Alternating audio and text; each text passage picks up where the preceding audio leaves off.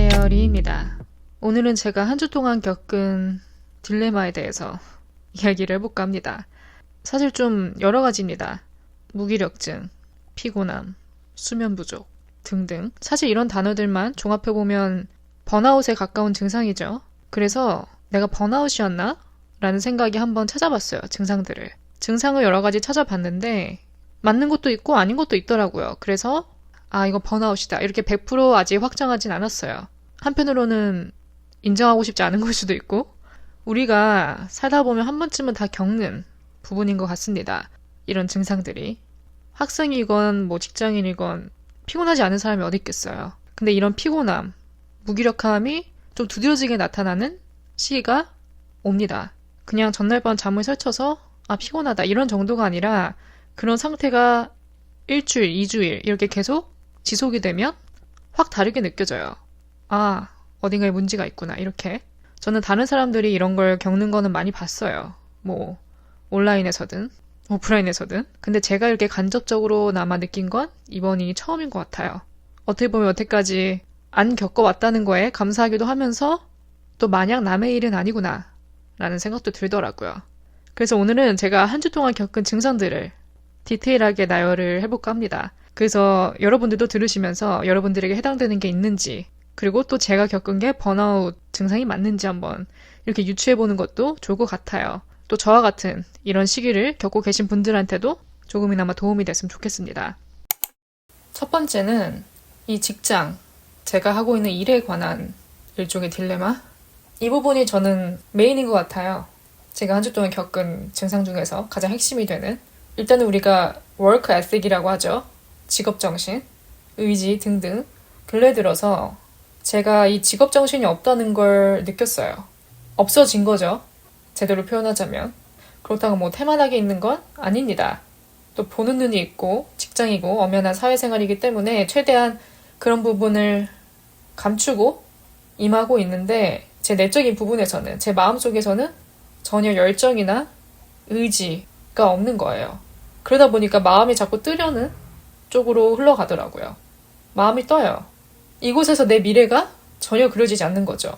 비유를 하자면 우리 초등학생 때 개근상 주잖아요. 지금도 있는지 모르겠지만 저는 초등학생 때 개근상이 목표였거든요.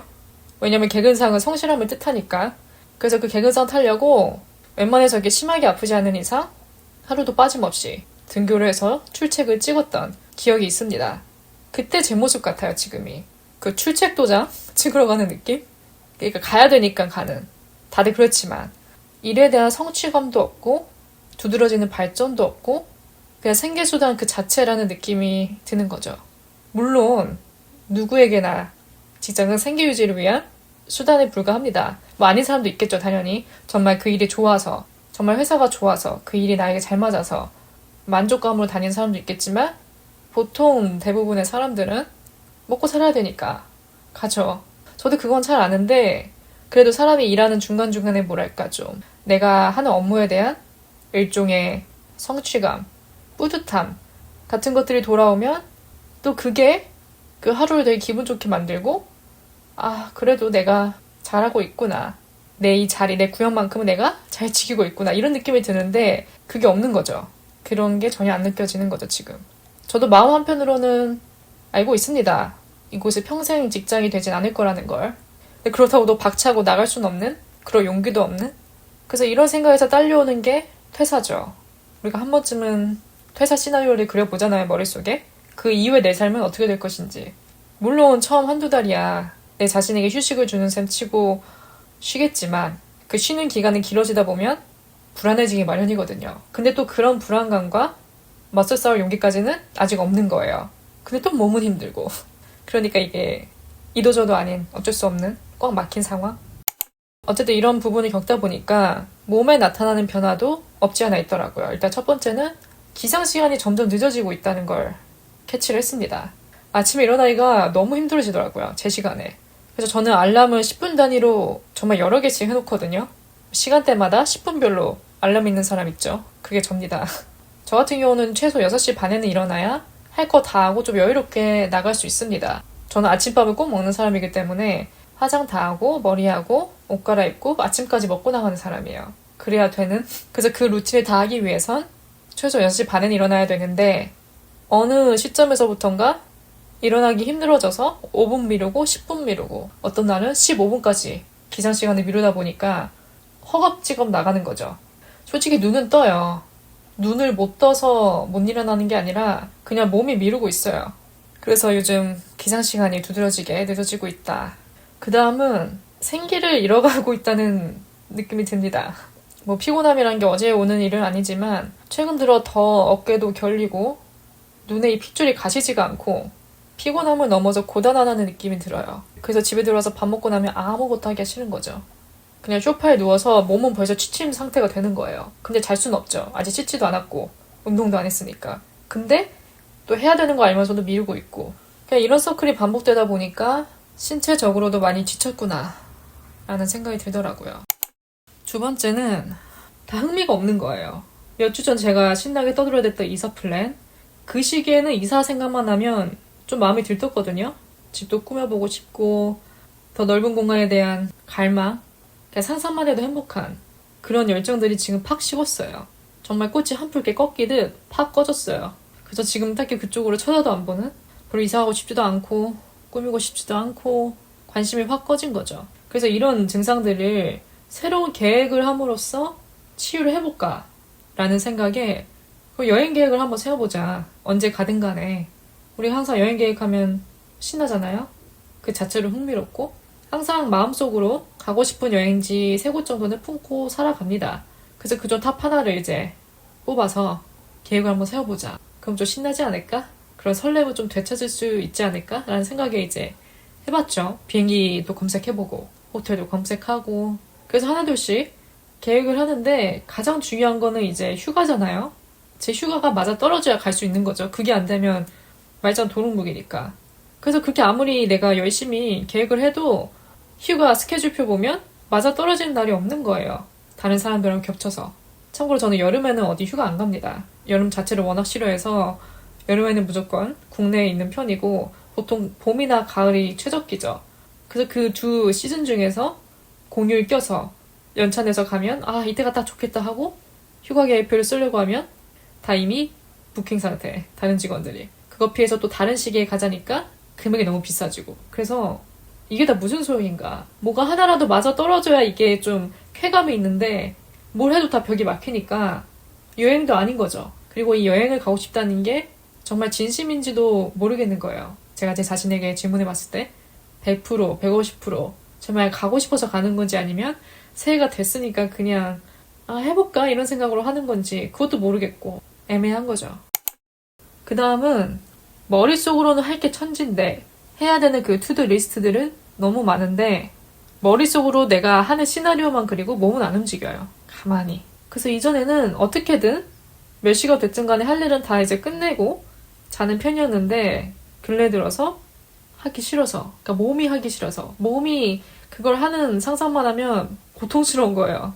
그래서 머리로는 이미 다 했어. 근데 몸은 안 움직이고. 그렇게 보내는 시간이 좀 많아진 걸 느꼈죠. 어떻게 보면 저는 좀 제 자신에게 자비가 없는 편인 것 같아요. 이 부분도 제가 좀 고치고 싶은 부분 중 하나입니다. 올해.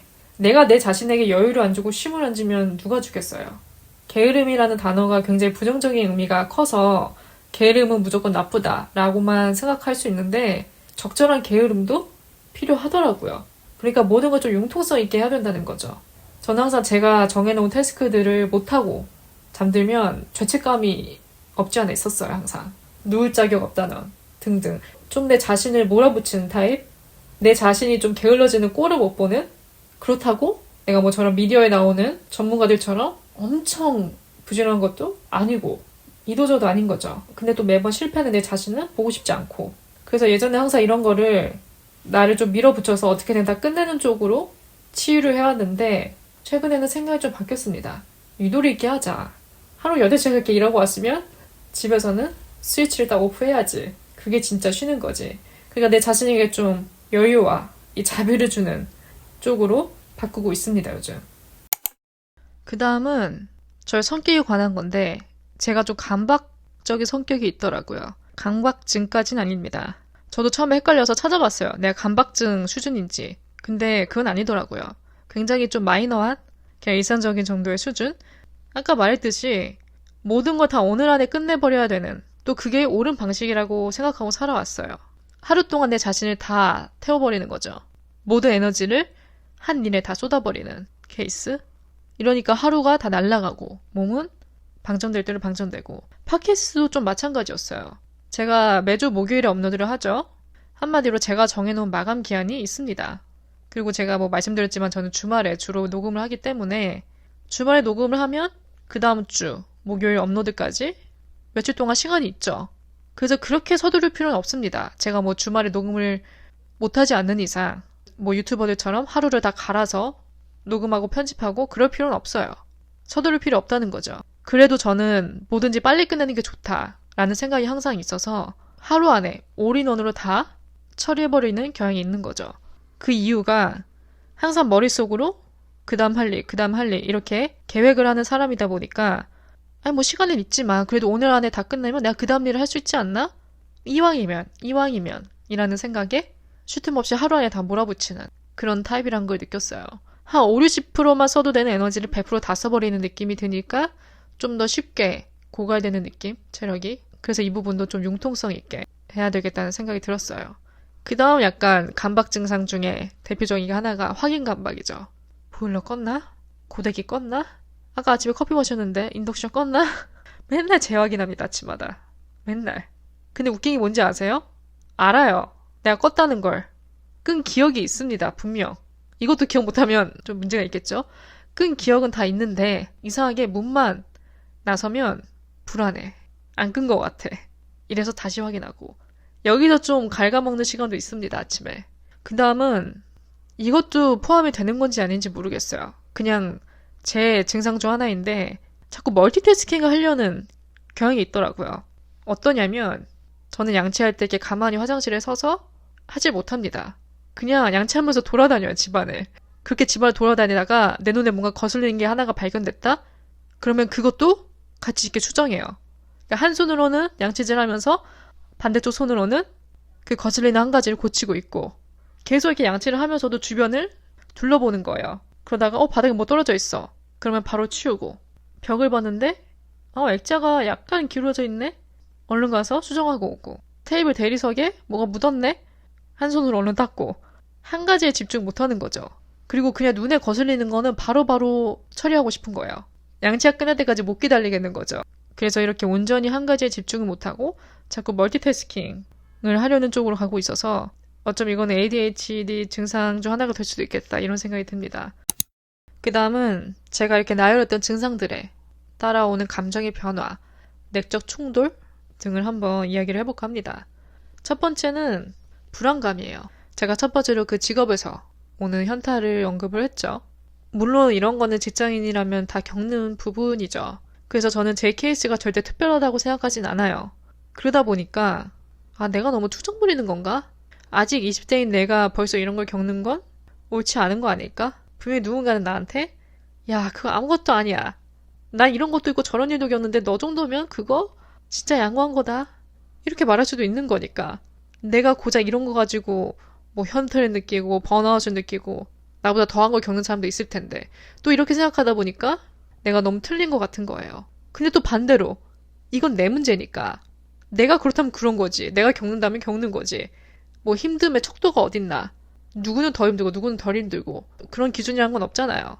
그러니까 이게 양쪽이 충돌하는 느낌이 들더라고요. 또 아까 퇴사를 언급했을 때 보면 퇴사와 이 불안감은 뗄래야 떼놓을 수 없는 부분이에요. 내가 만약 지금 하는 일을 놓아버리면 100세 시대라고 가정을 했을 때 내가 내 자신을 먹여 살려야 될 날이 수십 년인데 내가 지금 하는 일을 평생 직업으로 갖지 못한다면 앞으로는 무슨 일을 하면서 살아가야 되는 거지? 이런 막막함이 들면서 왜 저출산이 증가한지 알 것 같다. 이런 생각이 들더라고요. 내 한 몸 건사하는 것도 이렇게 힘든데 내가 누굴 책임지나. 또 동시에 일과 육아를 같이 하고 있는 사람들은 정말 신으로 보이는 거죠. 어떻게 집에 가서 육아까지 할 그 에너지가 있는지, 어떻게 그게 가능한 건지. 또 그렇게 가정에 있는 분들은 때려치고 싶은 순간도 참아내야 되잖아요. 먹여 살려야 될 가정이 있으니까. 그래서 그런 책임감을 어깨에 짊어지고 살아가는 분들은 정말 존경스럽더라고요. 또 나이를 언급을 안 할 수가 없어요. 이제 앞자리 수가 바뀔 날이 다가오니까 뭐 아무리 내가 나이는 숫자에 불과하다고 생각을 하더라도 신경 쓰게 되더라고요. 30대는 진짜 리얼이다 이거. 여태까지 20대 동안은 뭐 오늘 못하면 내일의 내가, 6개월 뒤에 내가, 1년 뒤에 내가 이렇게 좀 앞을 길게 볼 날, 희망을 품을 날이 많이 남아있는 느낌이었는데 20대 때는 30대부터는 얘기가 달라지잖아요. 이미 어른의 삶에 제대로 뛰어들게 되는 거니까. 그래서 이런 여러 가지 부분이 복합적으로 작용하는 것 같습니다. 이 불안감에. 원래 에피소드 같으면 제가 딱 이 시점에 팁과 솔루션들을 제공하고 이야기를 마무리했죠. 근데 오늘 제가 겪는 이 번아웃 비스무리한 증상들은 딱히 이렇다 할 해결 방법이 없더라고요. 솔루션이 없어요, 뚜렷한. 그래서 오늘 에피소드는 여기까지입니다. 라고 끝내면 또 아쉽죠. 물론 명쾌한 솔루션은 없지만 그래도 나름 제가 이겨내고 있는 방법들 몇 가지를 공유해드리고 마칠까 합니다. 물론 이런 번아웃은 누구나 한 번쯤 이렇게 찾아오는 시기이기 때문에 그냥 맞서 싸우는 것밖에 없어요. 또 시간이 해결해주는 부분도 없지 않아 있을 거고요. 이 척박한 가뭄 같은 시기에도 소소한 단비는 언제나 존재합니다. 보통 하나가 질리고 현타를 느끼다 보면 그 빈자리를 또 다른 하나가 채워줄 수도 있거든요. 그래서 첫 번째로 제가 이 무기력증과 맞서 싸우고 있는 일종의 취미? 활동 중에 하나는 독서입니다. 지겹죠? 또 독서 얘기. 누가 독서 좋은 거 모르나? 다 알지만 그래도 강조하고 싶어요. 단점이 없으니까. 제가 왜 독서를 붙잡고 있냐면 독서 말고 떠오르는 게 없어요. 책 읽는다고 자랑하는 게 아니라 정말 핸드폰도 보기 싫더라고요, 요즘은. 정말로. 예전에 뭐 유튜브 보고 그러면서 내 정신을 딴 데로 돌리면 해결될 만한 문제들이었는데 이거는 얘기가 다른 거예요. 핸드폰도 보기 싫은 거죠. 집에 오면. 그래서 제가 요즘 하고 있는 거는 집에 돌아오면 핸드폰 알림을 다 끕니다. 앱 알림을 끄는 거죠. 어떻게 보면. 방해 금지 모드를 해놓으면 제가 전화를 못 받잖아요. 뭐 중요한 전화, 비상전화 그런 게 올 수도 있으니까 사람이. 그래서 저는 자기 전에만 방해 금지 모드를 해놓고 퇴근하고 와서는 앱 알림을 끕니다. 뭐 카카오톡 말고는 딱히 울리는 게 없더라고요. 뭐 인스타 그런 거는 예전부터 안 해놨고 알림을. 그럼 딱히 이제 할 게 없잖아요, 사람이. 그래서 제가 좀 눈으로 보는 활동을 다 배제하고 싶더라고요. 그러다 보면 남는 게 독서 아니면 팟캐스트입니다. 뭐 설거지 할 때나 밤에 스킨케어 루틴 할 때는 항상 팟캐스트를 켜놓고요. 그 나머지 시간들 그냥 누워서 쉴 때나 그럴 때는 이제 책을 읽는 걸로 변화를 주고 있어요. 사실 책을 읽는 이유 중 또 다른 하나는 요즘 읽고 싶은 책이 너무 많습니다. 또 언제 이런 시기가 오겠냐. 이럴 때 읽고 싶은 책 다 읽어보자. 라는 생각에 책 쇼핑도 좀 했어요. 확실히 독서가 도파민 러쉬를 줄여주는 효과를 톡톡히 합니다. 독서를 시작한 이후로 쓸데없는 유튜브 영상을 보는 시간이 줄었고 보통 우리가 알고리즘에 이끌려서 이거만 보고 끝내야지 해도 안 되잖아요. 릴레이로 계속 보게 되죠. 근데 확실히 이제 그 시간에 채워줄 다른 액티비티가 있으니까 그런 컨텐츠를 보는 시간에 낭비를 좀 줄여주죠.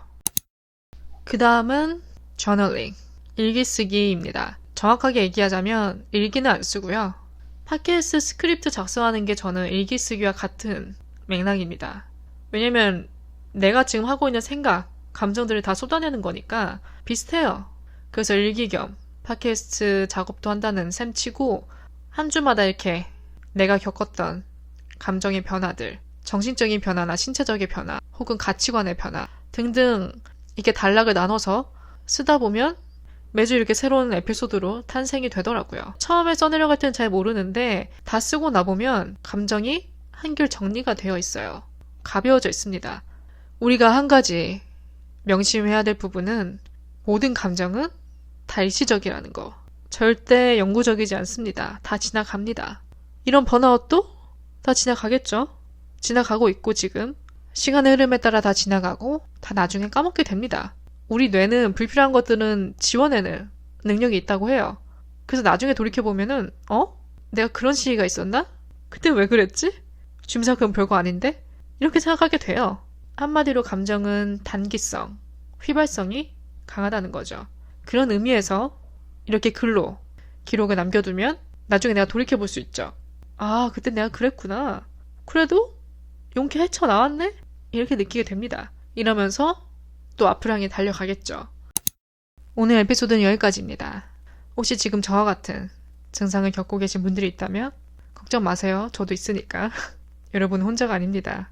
그리고 너무 이걸 크게 받아들이기보다는 그냥 살면서 다 누구나 겪는 그런 잔잔한 시기 중 하나다라고 생각을 하고 마음을 가볍게 먹는 것도 좋을 것 같아요. 또 내 자신을 너무 이렇게 과하게 밀어붙이는 스타일이라면 자비를 좀 베풀어주고 여유도 주고 쉼도 주고 최대한 릴렉스하게 이 시기를 헤쳐나가는 것도 좋을 것 같아요. 그리고 이렇게 아무리 힘든 시기여도 여러분 다 놓지 말고 단 한 가지라도 좋으니까 내가 이 상황 속에서 할 수 있는 최소한의 뭐 활동이나 취미 하나라도 찾아보는 게 좋을 것 같아요. 오늘도 저의 이야기를 들으신 모든 분들 진심으로 감사드리고요. 그럼 저는 또 다음 에피소드로 찾아뵙겠습니다.